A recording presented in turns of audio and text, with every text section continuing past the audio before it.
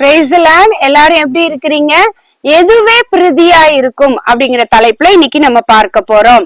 அந்த வசனம் எங்க இருக்கு நீங்க கெஸ் பண்ணுங்க பார்க்கலாம். 1 பேதுரு 2ஆம் அதிகாரம் 19 இருந்து 21 வரைக்கும் இப்படியாக அந்த வசனம் சொல்லப்பட்டிருக்கிறது.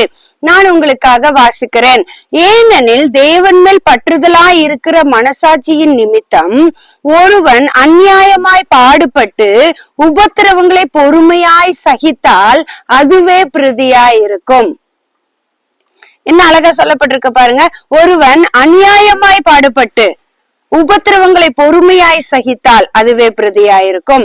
20வது வசனம் பாருங்க. நீங்கள் குற்றம் செய்து அடிக்கப்படும் போது பொறுமையோடு சகித்தால் அதனால் என்ன கீர்த்தி உண்டு?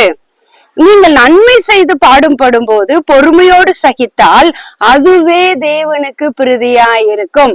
இந்த லென்த் காலங்கள்ல நம்ம பார்க்கிறோம், ஆண்டவராகிய இயேசு கிறிஸ்து ஒரு பாவமும் செய்யவில்லை, ஒரு குற்றமும் செய்யவில்லை. அநியாயமாக அவர் அடிக்கப்பட்டார் என்று சொல்லி நம்ம பார்க்கிறோம். அப்ப அவரை பின்பற்றுகிறவர்களாகிய நாம் எப்படி இருக்க வேண்டும், எது தேவனுக்கு பிரதியாயிருக்கும் என்பதை இந்த நாள்ல பார்க்கிறோம். நன்மை செய்து பாடுபடும் போது, அநியாயம் செஞ்சுட்டு நீ பாடுபட்டா அது வேற. நீ நன்மை செய்யற ஒருத்தவனுக்கு அந்த நன்மைக்கு பதிலாக உனக்கு அநியாயங்கள் இழைக்கப்படுகிறது. 21வது வசனத்துல இதற்காகவே நீங்கள் அழைக்கப்பட்டும் இருக்கிறீர்கள். ஏனெனில் கிறிஸ்துவும் உங்களுக்காக பாடுபட்டு நீங்கள் தம்முடைய அடிச்சுவடுகளை தொடர்ந்து வரும்படி உங்களுக்கு மாதிரியை வைத்து போனார். ஆண்டவராகிய இயேசு கிறிஸ்து ஒரு மாதிரியை நம்மளுக்கு வைத்து போகிறார். நன்மை செய்து பாடுபடு, அது உனக்கு பிரதியாயிருக்கும். மற்றவர்களை போல அநியாயம் செய்து பாடுபட்டால் அதற்கு பிரதிபலன் கிடையாது என்று சொல்லி ஆண்டவர் சொல்லுகிறதை நம்ம பார்க்கிறோம். அப்போ அதற்காக தான் அழைக்கப்பட்டிருக்கோம். எல்லாமே நம்மளுக்கு நன்மையாக இருக்குமானால் பாடுகள் எதற்கு, துக்கங்கள் எதற்கு, கஷ்டங்கள் எதற்கு?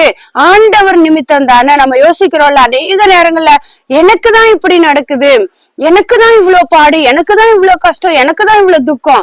ஆமாங்க, இயேசுவை ஏற்றுக்கொண்டா அதுதான். ஆண்டவர் அப்படிதான் போட்டிருக்கா. நீங்கள் நன்மை செய்து பாடுபடும் போது பொறுமையோடு சகித்தால், பொறுமையை இழந்து போயிடுறோம்.